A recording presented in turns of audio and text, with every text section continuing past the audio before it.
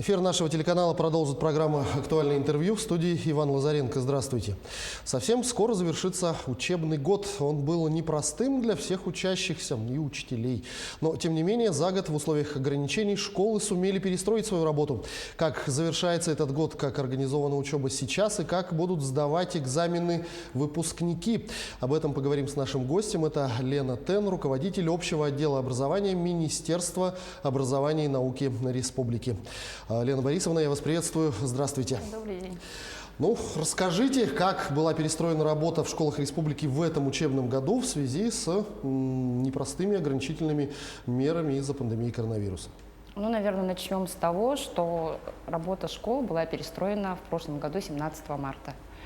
Как снег на голову упала вот эта пандемия, да, именно 17 марта были приостановлены учебные занятия. Буквально на следующий день, на 18 марта, значит, все наши институты, наше министерство разработали модели обучения.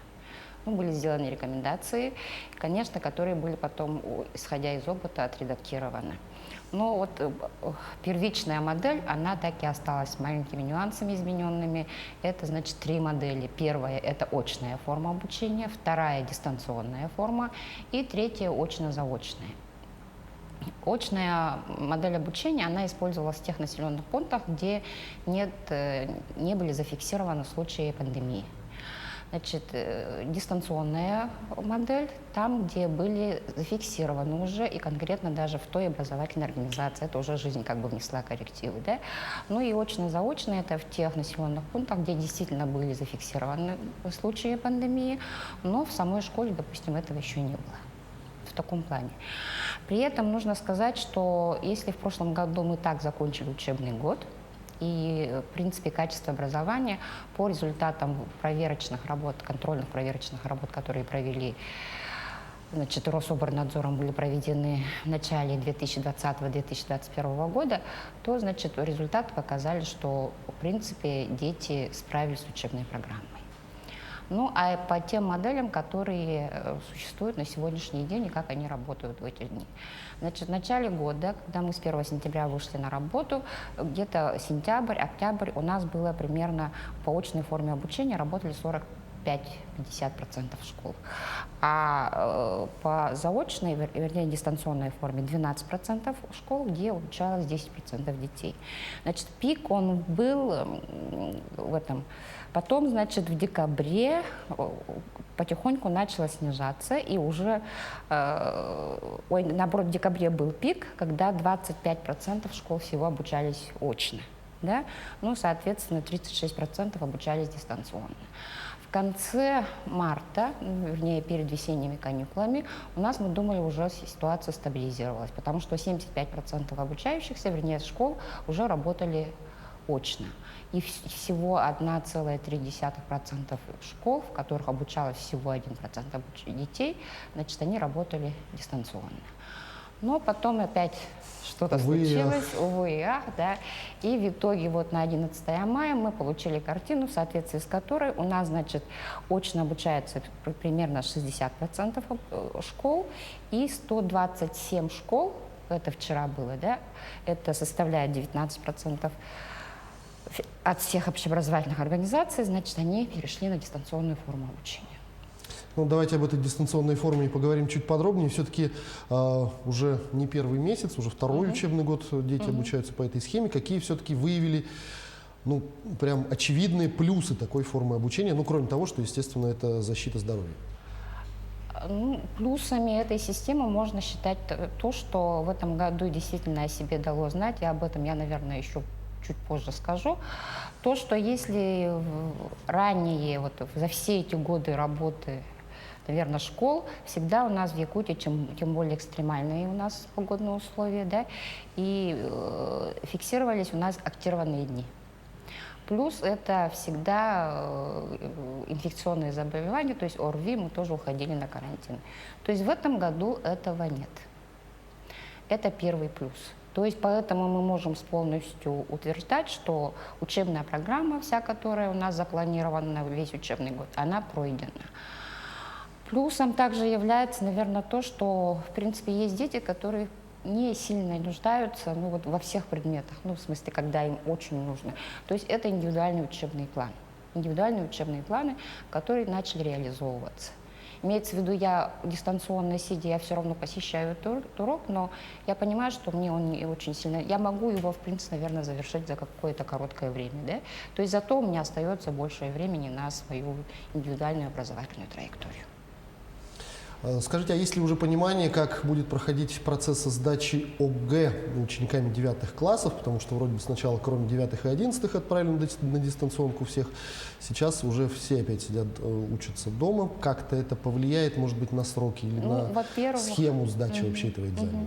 Во-первых, то, что экзамены уже дата назначены. Значит, у нас ОГЭ, то есть девятиклассники, сдают с 24 мая по 2 июля.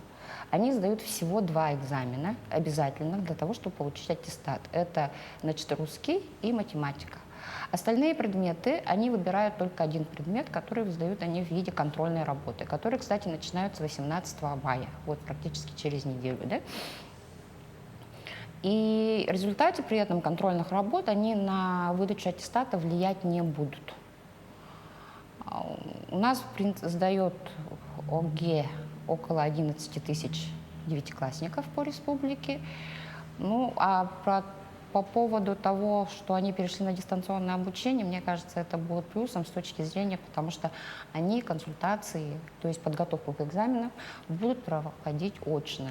Об этом у нас есть рекомендательное письмо Министерства образования и науки, кстати, про которое я хотела бы упомянуть, потому что 9 мая у нас состоялся оперштаб при нашем главе республики, в соответствии с которым было принято решение оперштабом уже республики о том, чтобы в 5 заречных улусах, в городе Якутске и Вилюйском улусе перевести образовательные организации на дистанционное обучение, ну, так как там порог пандемии, он высокий, да?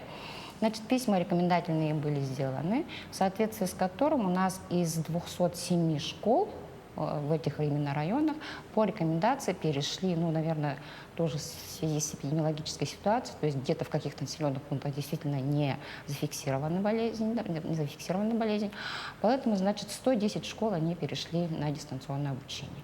При этом в наших же рекомендациях было четко указано, что при любой организации, значит, подготовку к экзаменам, то есть это консультации, проводить очно, малыми группами, с соблюдением требований Роспотребнадзора. То есть то же самое можно сказать по 11 классам. А как будет выглядеть ситуация со сдачей ЕГЭ 11-классниками? Опять же, тоже в рамках существующих ограничений. 11 классы, да, сдают они в обязательном порядке русский язык и математику. Ну, в смысле, имеется в виду те, которые поступают в университеты, да? В смысле, хотят получить дальнейшее высшее образование.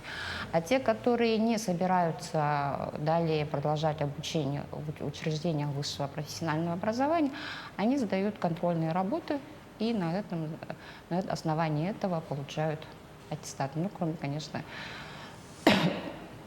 А вот в сдаче ОГЭ и ЕГЭ в этом году появились ли какие-то новшества? Насколько я знаю, сейчас задания приходят не в конвертах, а отправляются по электронной почте и потом распечатываются. Да, распечатывается все это в аудиториях. Это для упрощения, ну, как бы процедуры того, как это будет передаваться. Там отдельные сложные технологии, которые могут рассказать специалисты. Но, в принципе, все защищено? Да, все защищено, при этом так защищено, что нами не снилось, наверное. Скажите, обратную связь вы все равно от школ получаете. Как смогли ли все учителя перестроить свою работу в тех ограничительных условиях, когда приходилось заниматься вот так и очно-заочно, там, дистанционно-очно, особенно люди, скажем так, старшего поколения, которые с техникой, ну, если честно, не очень, да, иногда бывает ситуация. Ну, для этого была придумана, наверное, схема или модель, когда, значит, во-первых, ну, молодые учителя у нас выступали в данном случае, наверное, помощниками своим старшим коллегам, да, ну, а потом была придумана тоже рекомендации, ушли, и, в принципе, этим воспользовались многие образовательные организации, школы, когда, значит, у нас все студенты практически до Нового года сидели на дистанционной форме обучения. Они находились дома.